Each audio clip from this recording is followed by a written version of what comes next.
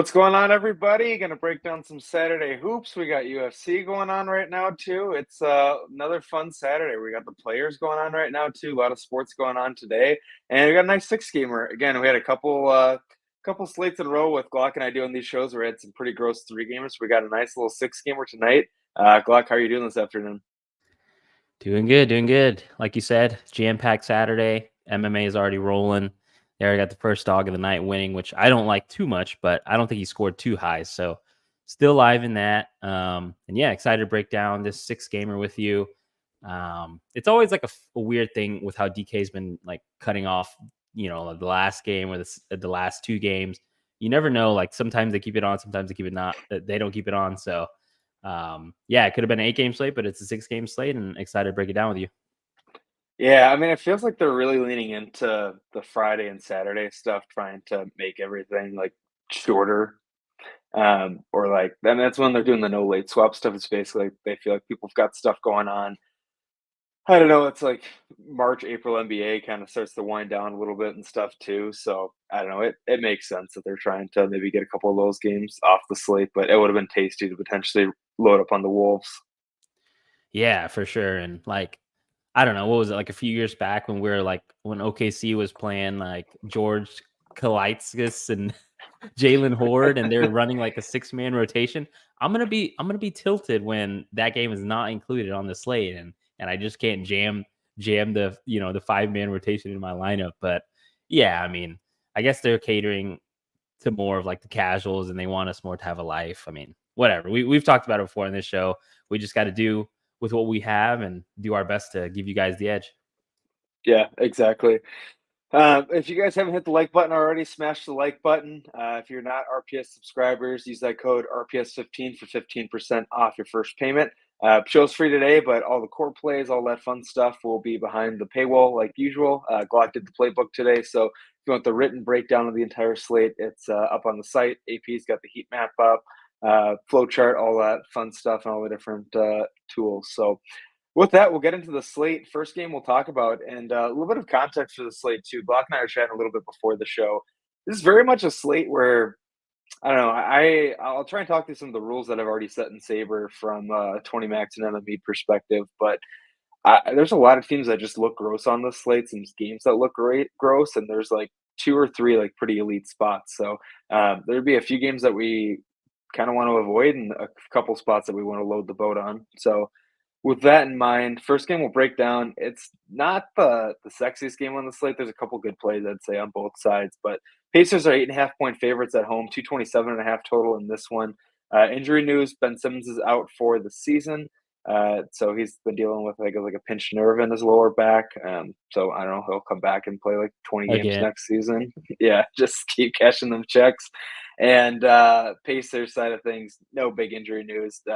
Benedict Matherin's been ruled out for the season already, obviously, and Doug McDermott is out, and he's apparently nearing a return. So once he comes back, there's one more guy for Carlisle to play, and they can run like a 12-man rotation when Dougie McBuckets is healthy. So we'll start with the net side, Glock. What are your thoughts on the net side of things in this game?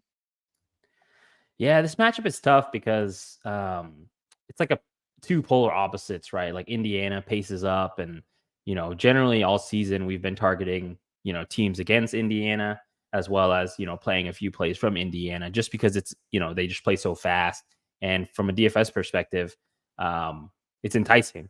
But on the opposite side, when you mentioned Brooklyn, it's like it feels like all of their matchups like are just kind of more like slog it down. And we've had some good matchups with Brooklyn recently, like, Atlanta versus Brooklyn.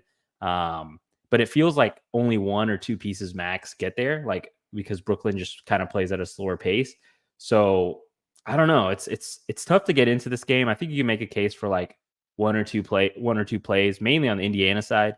But since we're on the Brooklyn side, I think my favorite play would be Cam Thomas. He's in that price range where you have, a guy who we'll talk about later, Jordan Poole, who's like projected as major chalk. And obviously that's due to the injury situation in Washington. But Cam Thomas in a pace up spot, he's been playing better ever since he came back from injury. So I don't mind him. I think he would actually be my favorite play from the Brooklyn side. Dennis Schroeder has been a solid starter. don't mind him, but I think I prefer Cam Thomas just a tad more.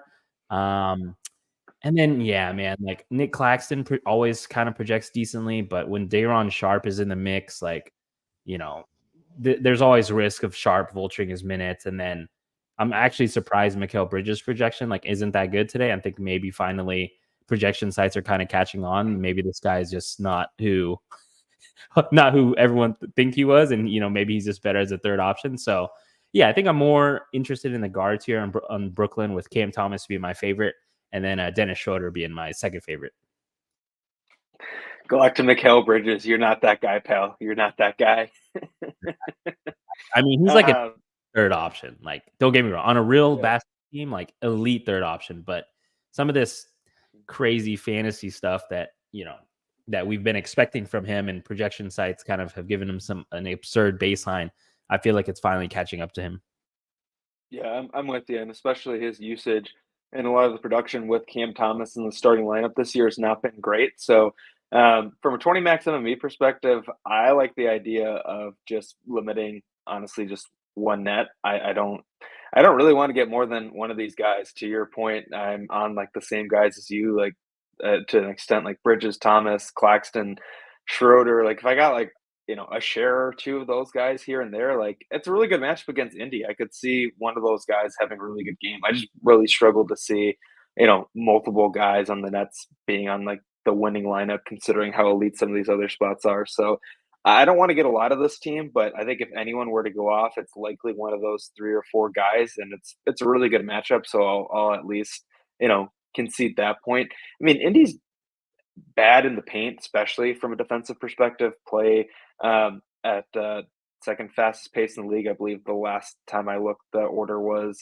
Wizards number one, Pacers two, and Spurs three in pace. So, I mean, Day'Ron Sharp, as far as like a total large field dart, I could see him eating against this Pacers team. He's going to be unowned. So, as far as like outside of the obvious plays that look just okay on the Brooklyn side, if I was looking at anyone on the bench or someone like really low owned, it would be Day'Ron Sharp in the spot. Yeah, it always feels like when Claxton is kind of projecting decently, like Day'Ron Sharp comes in and just nukes off the bench and then eats away from Claxton's usage. It's like it feels like it happens all the time, especially when Sharp is healthy. So I definitely don't mind that at all. Yeah, I mean, Claxton averages like 4 or 5 less minutes per game with Sharp, like different coaching regime, but still same thing. Like he just plays so well during some of these stretches. Like you can't take him off the floor. So yeah, not a ton of interest in the Brooklyn side of things, but it's a good matchup. I don't think the ownership's gonna be crazy on these guys either. So if you want to get a guy here or there, I can see any of those main pieces having a ceiling, but I really just want to get only one piece of that team max. How Yeah, I about the agree. indie side of things? Yeah, indie side, it looks like it's projecting for more ownership when, there's a couple guys projecting for double digit ownership, which is kind of surprising to me. Like I mentioned, Brooklyn kind of feels like they're good at suppressing the opposing team's fantasy output. So, similarly to how you max one Brooklyn, I honestly wouldn't mind a max one of Indiana here. I think my favorite plays are pretty clear though. Like, it's Tyrese Halliburton. Obviously, it looks like his minutes limit is off and he's a full go. He hasn't flashed that supreme upside yet. I mean, but it's bound to come. I mean, I know he's in a bit of a funk, but this is about as good right spot as it can be. So I don't mind Tyrese Halliburton in tournaments. I don't know if I can get there on my single entry team, but I think in a large field he makes perfect sense. And then Miles Turner, I think you can make a case for. But man, he's just one of these guys that it's also difficult to get behind because you don't know if he's going to be in line for 30 minutes or not. Right now, I see him projected for the high 20s, and you know that never feels good, right? I always like my plays like playing north of 30 plus if possible. But I don't mind him. I think it's a good matchup. And then Pascal Siakam would be my other consideration. I would probably rank it Tyrese Halliburton 1, Miles Turner 2, and then Pascal Siakam 3. But again, like I said, I don't think I want to get too crazy here, and would be more of a max one spot. Yeah, I set a rule max two of three of two on the team as a whole, and then just in general too. I only want to get like I don't want to get like Turner, Siakam, and Halliburton. Like I don't see all three of those guys in kind of a pace down spot against the Nets getting there. But I think all three of those guys, as far as main guys on the Pacers, project well. In particular, the Nets are not good at defending the three. They're one of the worst teams in the league at defending the three. I've targeted them with jump shooters a fair bit this season. And I mean Halliburton, like one of his biggest struggles. I mean, obviously when he had the injury, minutes weren't up as much. But he hasn't been shooting very well from 3-point line for the most part. So I think this is potentially just, I think it's a good spot for him to get right. The minutes have been up. It's a good matchup as far as like one of the areas where it's been kind of a leak in his fantasy output and game, to lack of better words. So I like Halliburton, Siakam, and Turner quite a bit in this spot. The rest of Indy, I hate Rick Carlisle's rotations. I mean, Jalen Smith, TJ McConnell, and Aaron Nesmith all look okay, but definitely not priorities at all. And I don't, with some of these other spots on the slate, like I'm not looking at Toppin, Shepard, like those guys trying to play that type of guessing game with Rick Carlisle. That does not interest me at all. So it's really just the main three pieces on the Pacers that I'm interested in. And Tyrese Halliburton's my favorite play on this team. Like a little bit of it's a gut call, but some of it's just general regression. Like he's not going to keep having this pour of performances. Like he's just too good of a player. So I think that he has bounce back spot today. Yeah, and it's kind of crazy because if you look at some of the ownership on the secondary Indiana guys, like I'm seeing 19% on Aaron Nesmith. You got about like 5 to 10% on TJ McConnell, 5 to 10% on Jalen Smith. I mean, that stuff I just prefer to stay away from if possible. And then you see someone like Tyrese Halliburton, as you mentioned, under 10% owned on a 6-game slate. I mean, it's hard to pass that up for sure. So it's something to keep in mind. Yeah, I'm 100% with you. Any other thoughts on this one before we keep it rolling? Nah, I think this one. I think we did pretty good job on this one. Sounds good. I don't think we're gonna be super interested in this game, but there's at least a few plays to talk about. New Orleans is 13.5-point favorites at home, almost 2 touchdown favorites over the Portland Trailblazers, 215.5 total in this one. So for Portland, same guys are out. Jabari Walker got upgraded to questionable. I saw him doubtful earlier, so maybe Jabari Walker returns. Matisse Thybulle is questionable. Anthony Simons is probable. Jeremy Grant remains likely to be out with him being doubtful. Sharp, Brogdon, etc. Out at this point still. And then on the New Orleans side of things, we saw Larry Nance Jr. rolled out earlier, which is going to help. Joe Val is going to be more minutes at the 5 for Zion. And especially if Herb Jones misses, he is questionable going into this one. That would especially help. It would help if he's out. It helps Trey Murphy, Zion, and Joe Val the most. But those more minutes will open up for like Najee Marshall and stuff too. So Herb Jones is definitely big news on the injury front, and Dyson Daniels remains out for this team as well. So we'll start on the Portland side. Probably be pretty short and sweet with the Portland side. What are your thoughts on that side, Glock? Yeah, Portland is kind of a team that I've stayed away from all year. I mean, even like some nights where they're missing the entire team and they're projecting as chalk, I feel like they've never really come through like at all. So I don't think I'm going to get too crazy on this. I think max one is totally in play here. Right now, I just ran some optimals before I came on. Scoot Henderson seems like the guy that's popping the most and will be the most owned from the Portland side. I don't mind him. I think at the 5.4K tag, he obviously has some upside, but the minutes have been a little concerning somewhat. Obviously, I think he started last game and only played 26 minutes. I think he was in foul trouble, but still put up 31 fantasy. And I think last weekend we were talking about it. Like, I think Scoot, he's looked a lot better. Like he looked great before he got hurt. So I really think he's trying to he's found his groove in the NBA and knows kind of what his role is. So at that tag, 5.4K, I tend to like him the most on the Portland side because I think he's just a guy that, call me crazy or not, maybe you don't agree with me, but I think like he could play in blowout. So like in any script, like close game, whether it be starting or not starting or close or blowout, I think he would play and benefit in both. So I think he's my favorite play from Portland. DeAndre Ayton at any type of ownership at 8K. He projects well, has been playing amazing.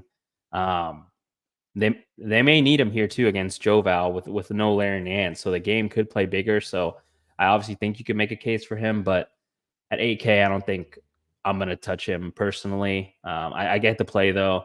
And Ant Simons would be the tournament play for me. Instead of playing Aiton, I think I would prefer Simons. And then in turn, like you could actually play Simons over Scoot Henderson if you could find that extra salary. And I'm sure that would like reduce your ownership by a ton. So Ant Simons would be like your higher, leverage pivot.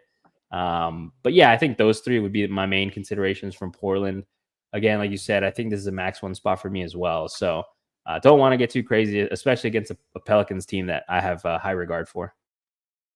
Yeah, I'm with you on everything you said there. The one thing I will say is if Herb misses, I mean, Herb's like the engine that drives the Pelicans on the defensive side of the ball. So with Aiton playing really well, if Herb were to miss, I think it's more likely that this game stays close. So if Herb's in, it's basically just Scoot for me on the Portland side of things. But if Herb's out, oh man, I mean, I don't like saying nice things about DeAndre Ayton. I'd rather play Anthony Simons than Ayton personally. Especially with like Vooch being around similar price tag as him. So I mean he's playing so well that you can't ignore him, but I'm not excited about clicking on Ayton. And I think Scoot looks good. The minutes have been more limited on like back to backs, but Portland's not on a back to back here, so it should be full go for Scoot. I'm with you, even in a blowout. Like they're not playing for anything. He's a rookie. He's continued to play better as the season goes along. Like they should want to get him minutes. So I think that Scoot likely does play big minutes regardless of how this game goes. And if Jabari Walker is in, definitely hurts Camera and Chris Murphy in particular. But I mean, I hate these secondary plays for the Trailblazers. I mean, Murray and Kamara look like okay, but it's basically just Scoot for me on this team, and I'm moving on. Yeah, don't blame me there.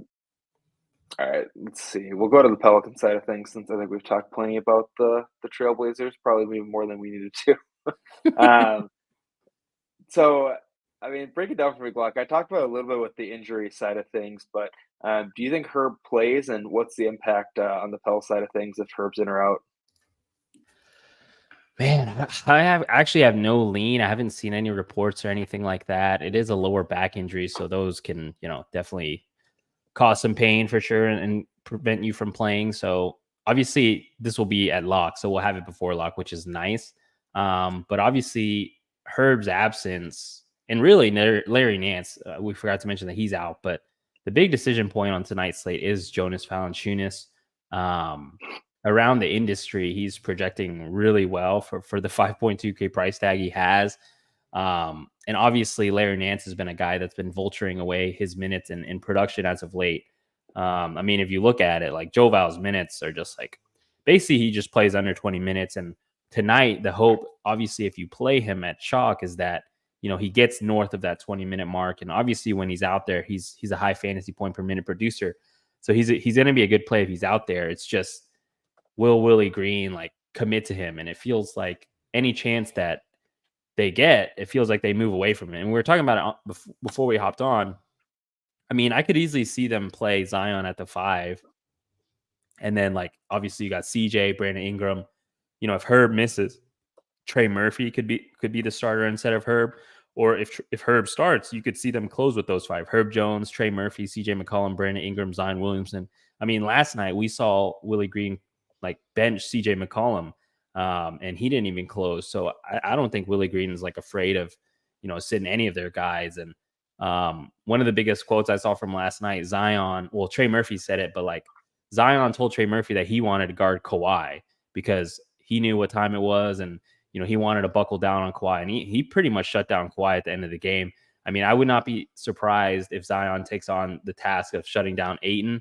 I know it's not like, a juggernaut team in the Trailblazers. They're one of the worst teams in the league. So maybe Zion takes tonight off, but I think it's totally in the realm of possibilities, if you're playing the devil's advocate for Jonas Valanciunas. So, yeah, I mean, I think it was a long-winded response, but if Herb Jones misses, I'd expect Trey Murphy to start. And that's something to keep an eye on. Maybe they start Najee Marshall, but, they've just been playing Trey Murphy as a starter. So he would be more so in play.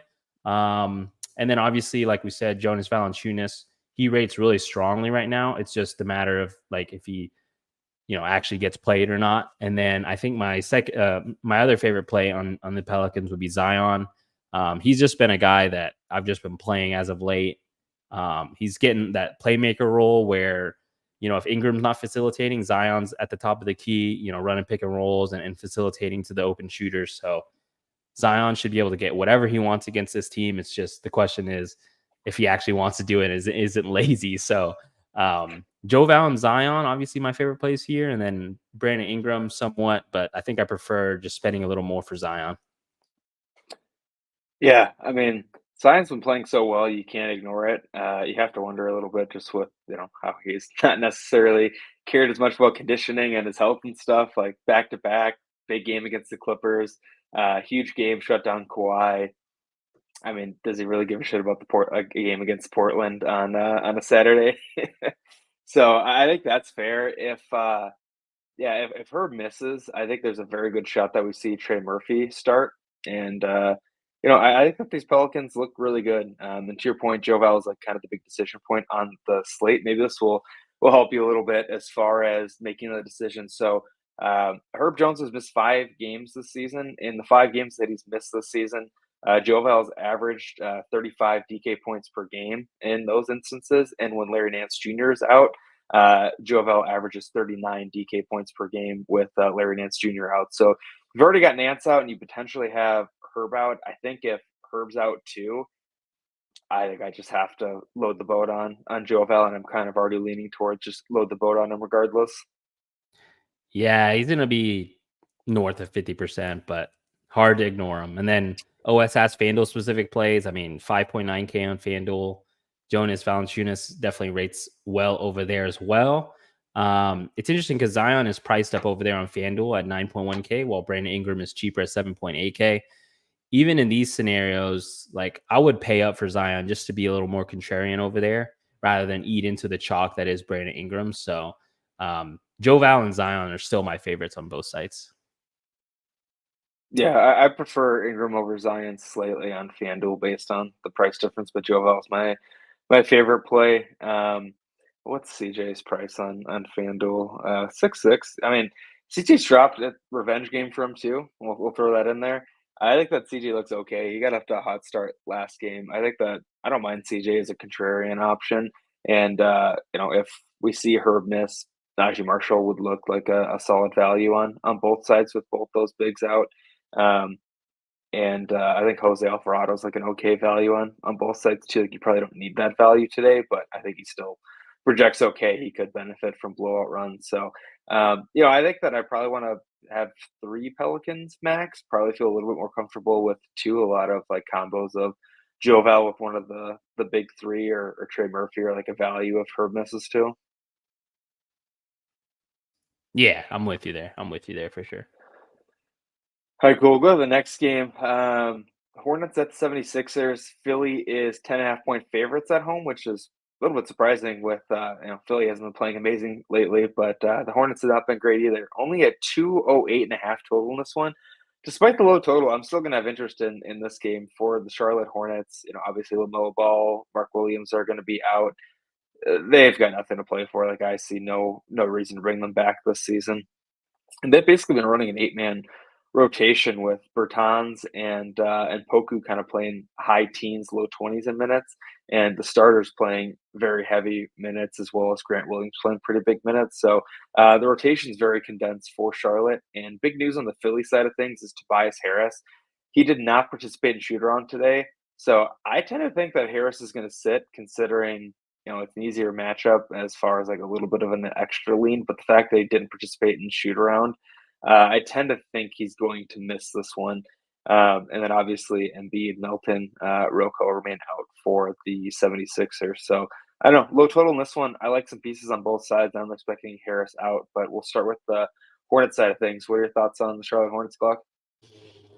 Yeah, I'm kind of surprised. Like, last night, the Charlotte side was fairly chalkier for the most part. And now tonight, I was like looking at the slate and I was like, okay, none of these guys are coming with ownership. And like you mentioned, they've been running an 8-man rotation, with Bridges, Miller, Nick Richards, Vasile Micic, and Trey Mann starting. And then the 3 guys that come off the bench that play, Grant Williams plays the most off the bench, but then it's Davis Bertans and then Alexei Pokusevski. So anytime you can get an 8-man rotation, it's kind of enticing, especially at low ownership. So obviously, if you think this game stays close, I think you consider any of the starters at under 5% owned. I think Miles Bridges would be my favorite. Brandon Wheeler seems to be kind of hitting that rookie wall, but the opportunity and usage is there for sure. Playmaking responsibility as well. And I don't even mind Vasily Micic. I mean, like 5.9K, like his price tag is kind of staying like in that same price range where like not too long ago he was projected as chalk. So against a Philly team that has been playing bad, I don't mind these pieces at all. I think you can really make a case for all of them, especially if it stays close. I think from a value perspective, we were on it last night, but Poku, they're kind of giving him, they're committed to giving him a look. And, it seems that way, like 3.8K, forward eligible and center eligible. He's going to play in the regular game flow and also benefit in blowout. We saw him check in late last game when, the game was out of reach against Phoenix. So don't mind Pokusevski at all for value. And then, I think, despite me like kind of shilling the Charlotte side, I still think I'd be max 1 here. Don't want to get too crazy just because we haven't got to it yet, but there's like an elite spot later in the slate. So, I think it just comes down to the point. If you think it plays close, I think you can make a case for someone like Miles Bridges, Brandon Miller as well. And then obviously if you need some value, I think Poku, low owned is definitely in play just like last night.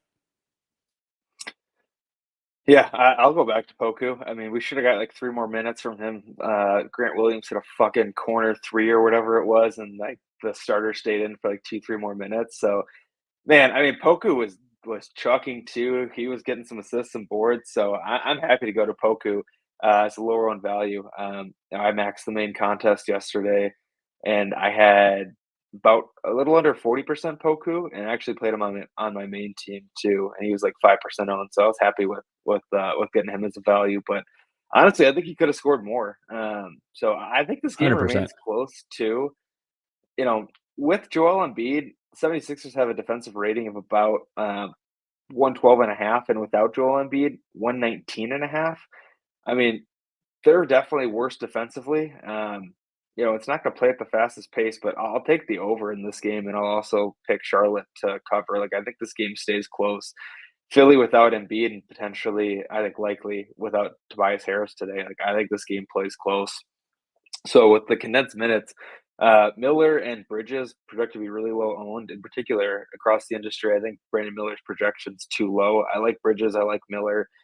I don't love Richards, Micic, or Trey Mann, but or Grant Williams. I never fucking love Grant Williams. Grant Williams is one of my least favorite players in the entire league. You definitely know that. Anyone that is a sub and pays attention to my content knows that I don't like Grant Williams. So I don't love those 4 pieces. I like Poku quite a bit. I think that Davis Bertans is okay. Definitely Poku over Bertans. Sorry, AP, if you're listening to this. So Hornet side of things, it's mainly Bridges, Miller, and Poku for me. But I like these pieces low owned. I think this game stays close, and I don't think that Philly is a great team. And I think they're especially not good defensively without Joel Embiid. So give me some Hornets at low ownership. I don't mind that, and probably a max 2 type of team for me. I don't want to go crazy with this team, even with the condensed rotation, but low total and price points. I think getting 1 or 2 Hornets if you're getting exposure to this team is good. Yeah, for sure. And P. Lally, favorite Mavs player of all time? It's got to be Dirk. It's got to be Dirk until Luka brings me a ship. So that when that day comes, then Luka will surpass Dirk. But it's Dirk right now for sure. It's not Dwight Powell or Maxi Kleber. No, definitely not. Definitely not. Chip Hardaway Jr. makes really good decisions out there. Yeah, Chandler Parsons, Mavs legends, the guy I liked, Monte Ellis, Rajon Rondo. God. You can go down the list. You can go down the list. JJ Barea? Oh, yeah, legend. JJ Barea is a legend. All right. We'll move off of historical Mavs and move on to the 76ers side of things. Like I said, with Harris missing shoot around, I tend to think he's not going to play. If I had to put percentage on it, I'd say like 70% he doesn't play, 30% he does. But what are your thoughts on the Philly side of things, Glock? And do you think that Tobias Harris plays tonight? Yeah, I actually didn't know he missed shoot around, so that's a good little tidbit from you. Um, if he misses, obviously it makes this game a lot more interesting for sure from a stack perspective. I think my assumption would be Buddy Hield slides into the starting lineup, making him a decent option. But right now it's been really kind of hard to predict Nurse's starting lineups. I mean, Bomba's in there, then he's out, Reed's in there, so we Why the kind of have to fuck is keep an he eye on it. starting Mo Bamba? Like, why is Mo Bamba starting? I don't know, man. It's crazy. Yeah, Jason Terry, shout out Jason Terry, the Jet, amazing. I don't know. It's crazy because like Paul Reed, when he was starting, he wasn't doing that great. Obviously, sometimes like he would get cucked on the minutes and stuff like that. But um, it's funny because like he's been smashing off the bench in some games, so maybe he's just more comfortable in the role there, and that's kind of what Nick Nurse has realized. So like Bomba's out there for the spot start, and then he'll close with Reed or something like that. But yeah, obviously, if Tobias Harris misses, and he just got ruled out. So, yeah, I mean, right now, even with projections with Tobias Harris in, like Tyrese Maxey has an amazing projection already. It's just going to get even better. I expect him to be north of 40% owned, and rightfully so. I mean, Charlotte, you know, Tyrese Maxey should get anything he wants against this team. They don't really have any guards that can contain him. Misic is definitely not going to contain him. So, and then Nick Richards is not a shot blocker that I'm afraid of. So, obviously, Tyrese Maxey is going to rate really, really strongly. And then, you're going to have secondary guys like Kelly Oubre is going to look good. Paul Reed's going to look good. And then Buddy Hield is also going to look good. So, I think those guys would be my favorites. Kyle Lowry has some ownership.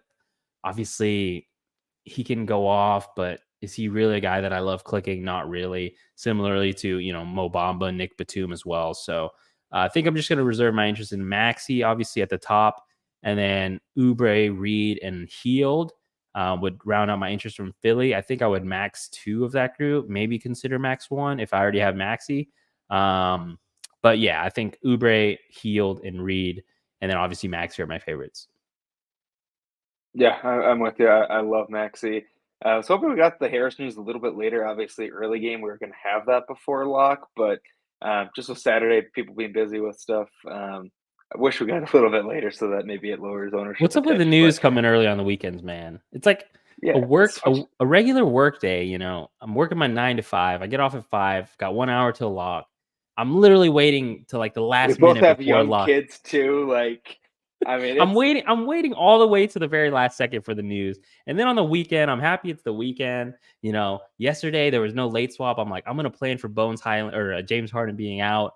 Bones Highland is gonna be a nice low and value play. And then the news comes like way, way before lock, and he ends up being like which is 80% actually owned. good though because he he He was not sucked. good. He And sucked. oh my god, the night before I messed up my late swap stuff and I had way less bones than I wanted to. He was still on my main team and anything I hand built. I had way less bones, and then I load the boat on him yesterday, and then you know that's Yeah, I mean, that's I that's for typed it you. in our chat. I was like, better that he busts at mega ownership rather than You're low right. owned, right? So You're right though, because I was going. I think he was probably going to end up somewhere between like high single digits, like maybe 20. Like if you don't have that news, I don't think people were going to slam him. And I had like 40, 50%. Like I was still going to slam him because I thought that Harden was going to be out based on some different quotes and stuff from him. And the fact too yeah, that Kawhi got ruled in early and he was still questionable, like it just definitely felt like he was going to miss that game. So I basically went from like 40, 50% to 70+%. And which I mean, at his price, he didn't kill you, but yeah, and like I was like mainly curious of how owned Bones would be. Like if the news came after lock, like I would have loved to see how many people would have planned for it in like a single entry format rather than the 80% that we got because of the news came before lock. So yeah, I know that was a bit of a rant, but it is funny because you know the news did come early today. yeah. Well, I mean, I was right. Again, when guys miss shoot around, that's usually not a good sign for their availability. So, main four 76ers, I'm with you. Maxi, favorite play in this team. Absolutely love Maxi. I think he's going to absolutely smash in this matchup. Kelly Oubre, Poppy Tsunami's got the revenge spot. Love Kelly Oubre. I think Buddy Hield starts. Like Buddy Hield quite a bit too. Paul Reed. I mean, Hornets, just again, doesn't matter who's starting at center. They've been terrible against bigs. We saw Nurk go for 20 plus boards last night. Had him written up in my article as a single digit owned guy, and I think he ended up being on the optimal team. So it's a great spot for bigs. Paul Reed's probably going to play about the same minutes, regardless if he starts or is off the bench. He should come off the bench, but he's power forward eligible, and he's going to play 20, like probably high 20s of minutes against his Hornets team. Paul Reed looks awesome. I think that Lowry and like Batum and Payne are probably just. I mean, Lowry's better play than those guys. It's mainly those four guys. A little bit of interest in Lowry, and I don't really have interest in anyone besides that on the 76ers. Yeah, I'm with you. All right. All right, cool. We'll move to the next game. Let's see if any other thoughts on this one, Glock.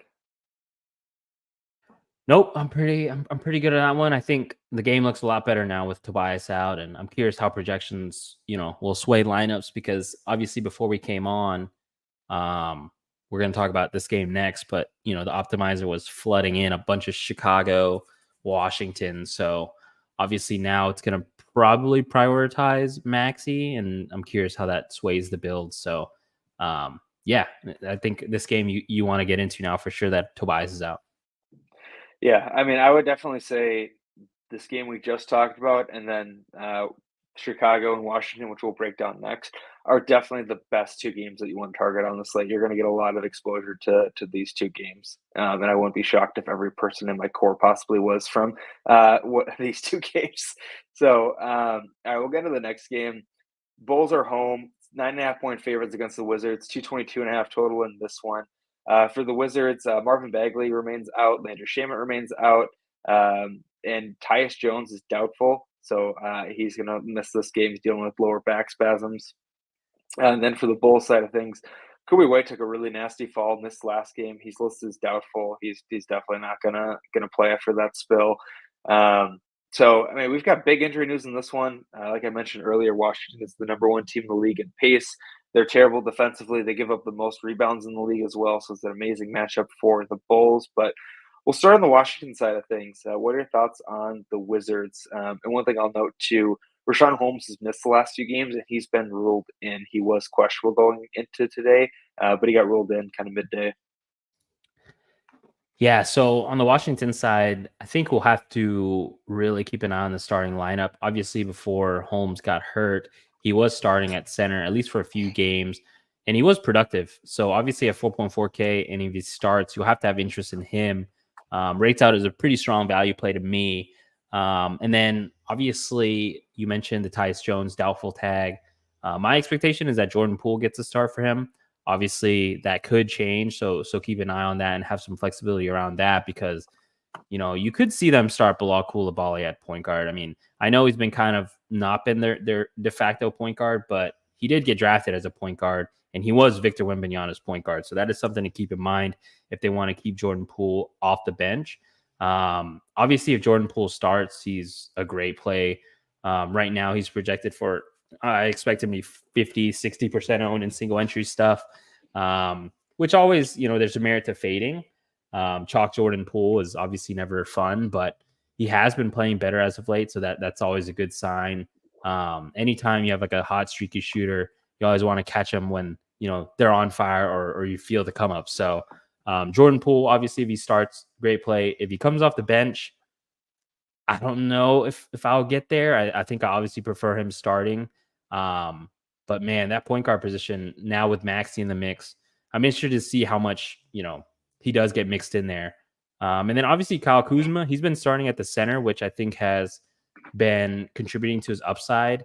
But under 10% owned, like you have to like that here in an elite game stack environment. I think he's my second favorite play.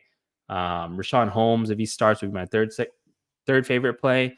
And then guys like Denny Avdija, Bilal Coulibaly, those guys are more so filler plays for me. Obviously, Denny has shown upside in the past, but I think with Kuzma at the 5 or Holmes in the mix, it does take away some of his rebounding upside. So I think he would probably be like my fourth favorite play from Washington. And then obviously, like I said, Bilal Coulibaly, he's just a guy that'll make your lineup work. Obviously, there's a wide range of outcomes with him, but there's a lot of opportunity to be had, especially with no Tyus Jones in the mix. So I think Bilal could really show some of his playmaking upside here. that he had before he got drafted. So I like him. And then obviously you have Jared Butler popping a lot not a lot, but some as a min 3K option. He will be the backup point guard, quote unquote. So I do see him popping in some lineups. I don't mind him, but probably, in a single entry format, probably find lineups without him personally. But definitely don't mind him for, a deep field GPP. But yeah, you have to like the Washington side here. To me, Kuzma feels like the best play just based on ownership. Like obviously you have Poole chalky as heck, and then Holmes is going to be chalky. Danny looks like he's coming north of 10% ownership as well as Bilal. So Kuzma, I think, is probably, based on ownership, would be my favorite play from Washington, but obviously you can make a case for all the starters here. Yeah, what do you think the starters are going to be since we won't have this lineup at lock? I tend to think that Rashawn Holmes starts at center, considering Vooch on the other side. So I think we probably see Vooch, Kuz, Denny, Koulibaly, and I Poole. could see Poole. I think Poole probably starts. Yeah. Um, Those would be my I five. mean, Yeah. Poole, Kuzma, Holmes, Denny, and Koulibaly would be my guess. yeah, I was higher on Jared Butler earlier in the day, just based on his price tag. But I mean, I still think he'll be the most likely like backup, like main guard off of the bench. I mean, Kispert will be off the bench too, but at the elevated price tag, I'm not particularly interested in him. So, I mean, we'll probably. I mean, I don't know how much Kuzma we'll see at the five, considering that Drummond's the backup five. So I think that they really need Rashawn Holmes' size in this spot. And if you're getting mid 20s from Rashawn Holmes at like what's this price tag on? That's 4.4, 4.5 on DK. That's just a really nice price tag, 4.4 for Rashawn Holmes. So, I mean, I think that Holmes looks really good. Him, Kuzma, and Poole be my favorite three guys from the Wizards. So, similar thoughts to you. The Bulls don't play at a very fast pace, but they're in the bottom half, just barely, or just right in the middle as far as like general defensive rating. They're missing a bunch of guys too, so I don't think it's a terrible matchup. Wizards play at such a fast pace that I think it's fine. But I think the big thing is we see more of a traditional lineup from them with Vooch and Drummond on the other side, though. Yeah, I agree. And Steven mentions it. I wouldn't be surprised if Butler starts. I wouldn't be either, personally. Maybe they just want to keep Poole off the bench and, just have him in that gunslinging role.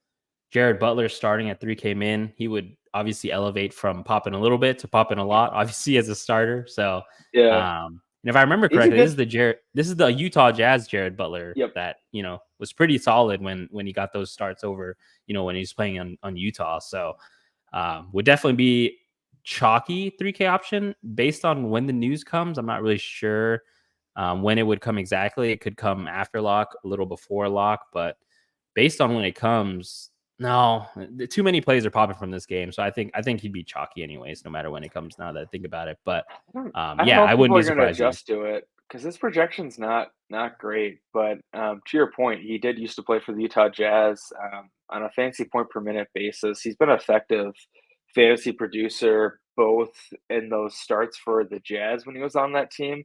A couple times or at the end of the season after like the Gobert and Conley trades and stuff, they're basically just tanking, and he played big minutes. And yeah, he was good on a fantasy point per minute basis there. He was good in summer league on a fantasy point per minute basis too. So if he's starting at 3K, I definitely like him a lot. I mean, I think that people with the Philly news are going to be probably pretty heavy on Philly. We might get New Orleans news where people are heavy there too, and plus it's Saturday night. So I don't know.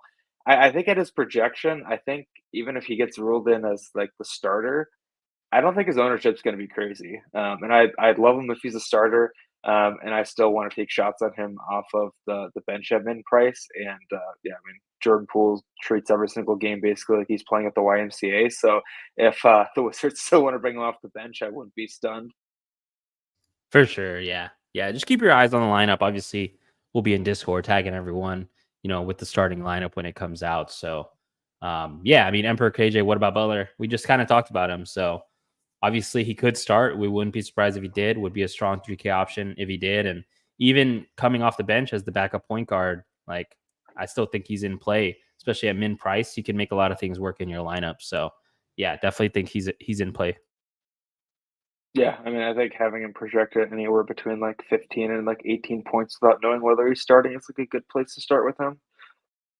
But how about the Bulls side of things? Bulls are obviously going to look really good. I probably want like three max Wizards, and I'm probably willing to go all the way up to four max Bulls. I prefer three, but I think like three is a good number. But I don't think getting four is like crazy too with Torrey Craig. I guess I'd probably set like max three of Ao, Caruso, Vooch, and DeRozan, then max four of the entire team, including Torrey Craig in that mix. But what are your thoughts on the Bulls, Glock? Yeah, I mean, this is just the mega chalk spot of the night for sure. Um, all the starters are projecting north of 20% ownership. Obviously, Vooch projects amazing. Bigs against Washington is something we always like to target. DeMar DeRozan, his role has been amazing without Kobe White. So he's going to be a strong play. What's crazy is I would have expected Vooch to be higher owned than DeMar just because of that, general matchup that we always like to target against Washington. But, Vooch at around 20%, I like that a lot. Now, I assume it's because he's center only, and, that kind of constricts your builds, based on if you're going to do double center build with like Rashawn and Vooch, that's obviously your center spot and your util spot gone right away. So you have to consider that. That's probably why, a guy like DeMar is popping more. Io DeSunmu 6K, like Alex Caruso 5.8K. Like you can make a case for all the starters, even Torrey Craig down to 4K. And yeah, I mean, you mentioned it, max four. I'm looking at the optos right now, and I see like five Bulls littering lineups. And, Yeah, I I think think that's a that is, mistake. yeah, that's just a big stretch for me. I think max four makes the most sense. And, I would heavily consider playing a Washington Wizard like on the opposite side. I know you're not too big into correlating, but obviously, if you expect four Bulls to make it there and crush, I would expect a Wizard on the opposite side to get there as well in a close game environment. So, yeah, if I were to rank Chicago, Vooch would be my favorite, followed by DeRozan. Obviously, I think Dasumu and Caruso are strong plays as well, with my preference being in Dasumu for sure. And then Craig, I think he's totally fine if he stays in the starting lineup at 4K. He's definitely shot dependent, but you know, you won't find a better 4K value play that plays this much minutes on tonight's slate. So I think just the starters mainly are in play for me. Um, and I think large field, you can maybe make a case for like Dalen Terry or Unwrap Bateem, but I'm a single entry guy, so I don't think I'll get there personally. Yeah, I mean, a lot of the secondary guys off the bench for the Bulls just aren't, being super high usage, and we're seeing super condensed minutes on the starters. I mean, in a close game, I expect the starters to play like around 40 minutes for the Bulls. Like they're going to play monster minutes, high 30s, like 40 minutes or so in a close game. So talking about the rules a little bit, Vooch, DeRozan both look fantastic at this point too. So the ownership doesn't like. I think that Vooch is probably going to come in a little bit under owned, just because he's center eligible. So love Vooch, love DeRozan. Prefer Ao over Caruso slightly, but like all four of those guys a ton. Like Torrey Craig. I think if I had to pick a bench guy for the Bulls, it would be Javon Carter, just missing Kobe White. Like I think that he could benefit from blowout run. Like I think that I don't know, but I would just rather play Jared Butler at the min price. So I get it's tough to want to get excited about the bench guys for the Bulls. And Washington's terrible against big. So Andre Drummond, if you want another like large field, like complete dart throw, I don't know, like they're missing guys. It could be a blowout still. It's a really good matchup. I don't know. I think that Drummond, if you're just like looking to throw like a total dart at a guy that's like less than 1% owned, I don't think it's the craziest thing in the world. Yeah, for sure. And we've seen Drummond be optimal multiple times somehow when he comes off the bench and just nukes in a short time. So definitely, that was one guy I forgot to mention for sure. But I don't hate that idea at all. Yeah, I mean, I'm not excited about it by any means, but I don't think it's crazy at all. Especially if you're like MMEing, sprinkling a little bit of Andre Drummond's not crazy. So, but yeah, this is a game that you're going to want to get a lot of exposure to. It's a great spot. Any other thoughts on this one before we move to the next one? I think this next game is going to be record time covering Grizzlies and Thunder. No, yeah, I think elite spot we just covered. I think you're definitely going to want exposure. If you want to get super contrarian, then you X that game out, and then you're automatically super contrarian. So just keep that in mind. I mean, that's one way to to donate. I prefer. I think you should donate to a charity instead of full fading that game. But if you want to pay the rake for us, then be our guest. Exactly, exactly. All right, cool. Next game. I'm not going to spend too much time on this one. Thunder at the Grizzlies. OKC's 10.5-point favorites on the road. Desmond Bane's making his return in this one, 218.5 total. No injury news on the OKC side of things. For the Grizzlies, Watanabe, Lamar Stevens, Vince Williams is doubtful. Those other two guys I mentioned are out. Scottie Pippen Jr., Santi Aldama, Jaren Jackson Jr., and Desmond Bane are all questionable, but I believe that Desmond Bane's expected to play in this one. I mean, Memphis Why? side is just gonna be a mess with Bane likely back and not playing full minutes. So I don't know. We'll start with the Thunder side of things. My thoughts on the Memphis side of things is it's definitely max one of that team. I think that there's a good shot the Thunder blow them out. I want max one of both of these teams, and I don't really want to play anyone on Memphis right now. I'm getting zero exposure to Memphis and just exposure to the main three guys on OKC: Jalen Williams, Chet Holmgren, and SGA. So those are my thoughts, real quick on this game. Glock, do you have any thoughts different? But this game's pretty much a fade for me. Yeah, I agree with you. Obviously, OKC, you can make a case for SGA on any slate.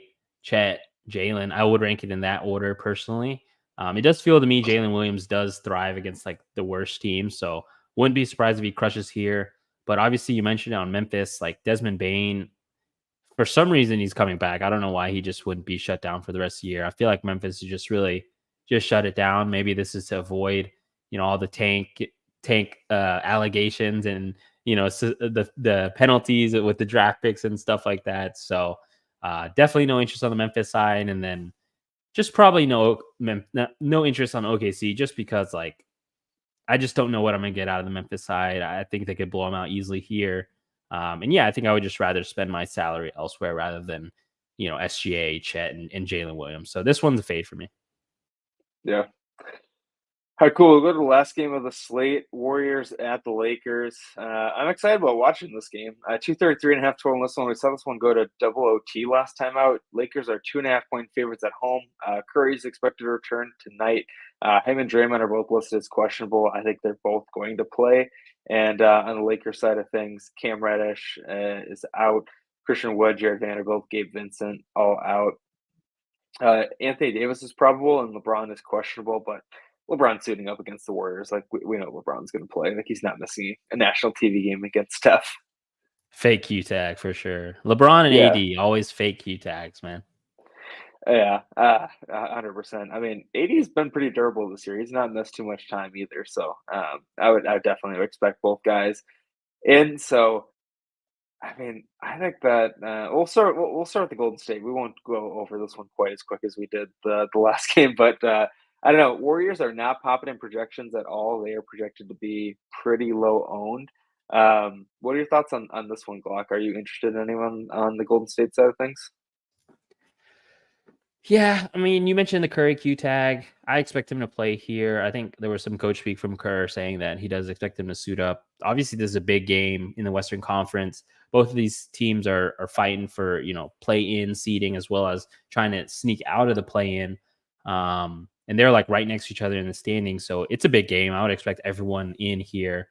And yeah, I think this is more like this game's where you're gonna get more, especially from the Golden State side, like your lower owned pivots, like you know obviously Tyrese Maxey is a great play.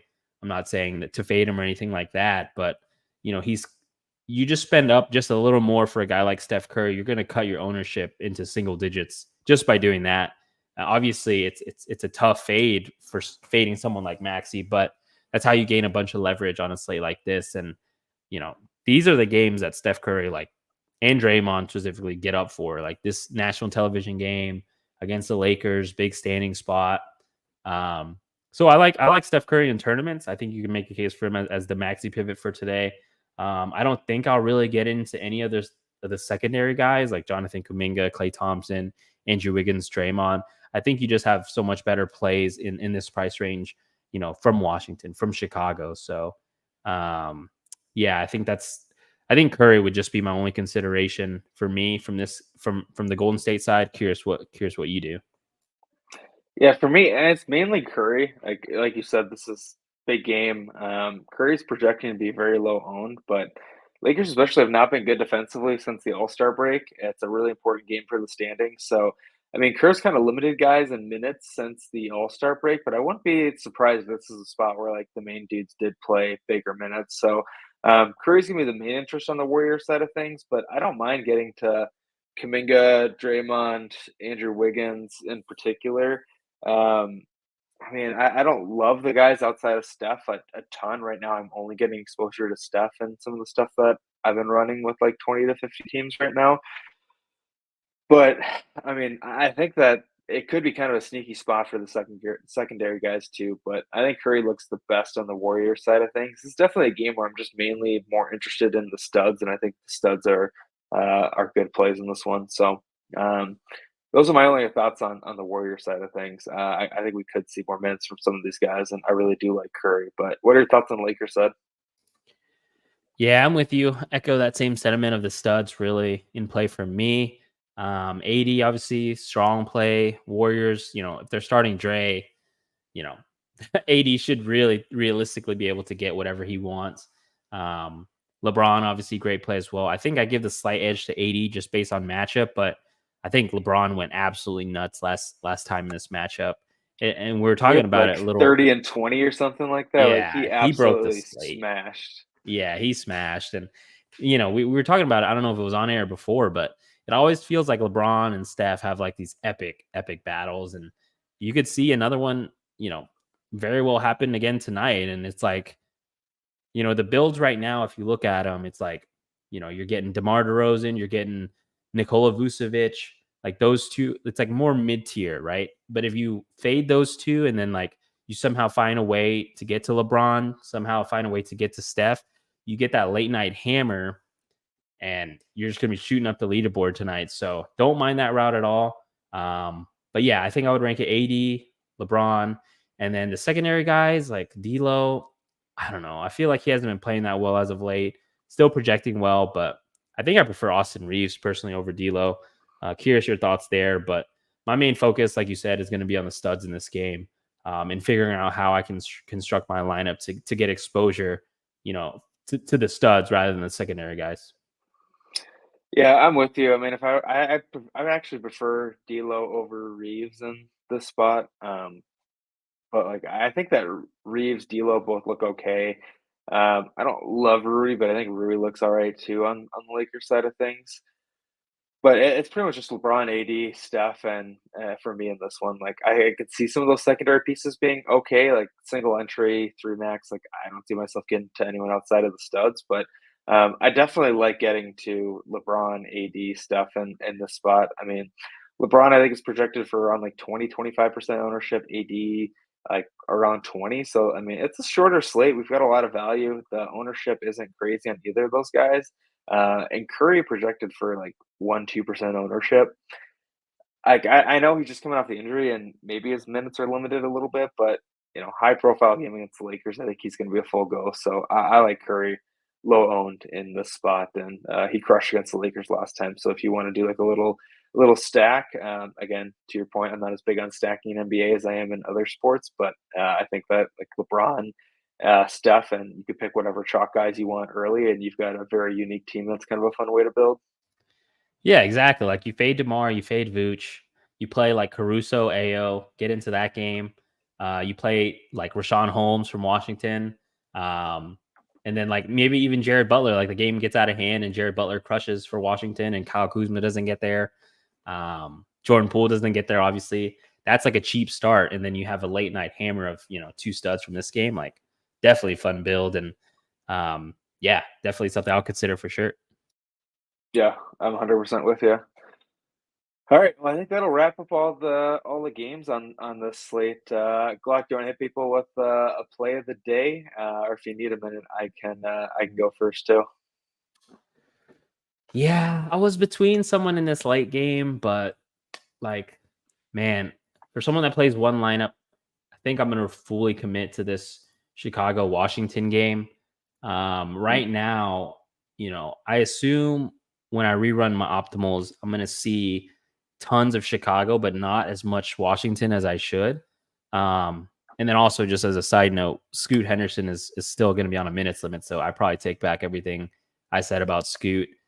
His projection is definitely going to get bumped down after that coach speaks. So, but yeah, just to get to my point, I think it's going to be like Tyrese Maxey. Just thinking in my head, it's going to be Tyrese Maxey and like a bunch of Bulls, and not enough Washington. So I'm going to flag plant a guy on Washington, and it's going to be Kyle Kuzma.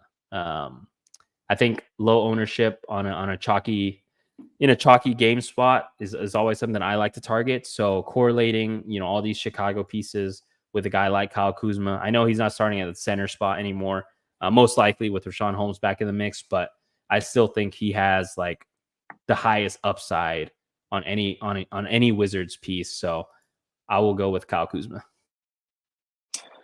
I like that. I think that's definitely a good call. My play of the day will be Tyrese Halliburton. Like I mentioned, I like the 3-point shooting matchup against the Nets. He's just due. I've been on Tyrese Halliburton quite a bit at low ownership. I think he's finally going to have a big game. I was between him and Steph. Like both those guys as really low owned point guards. Man, point guard is so loaded. But yeah, love the play for sure. Mm-hmm. Yeah, I mean it's tough, especially like it's easy to go double center with all these good center options. So fitting in multiple point guards, especially like those spendy guys that are either coming off an injury or haven't been good lately. But there's a lot of upside to it too. I mean, again, it's one of the things that I preach in my article and I say quite a bit with NBA DFS. You can pick 5-6 spots that are pretty chalky and then throw a couple low owned guys in there, and you've got a pretty unique lineup. You don't have to get too crazy with it. 100%. Yeah. Alrighty.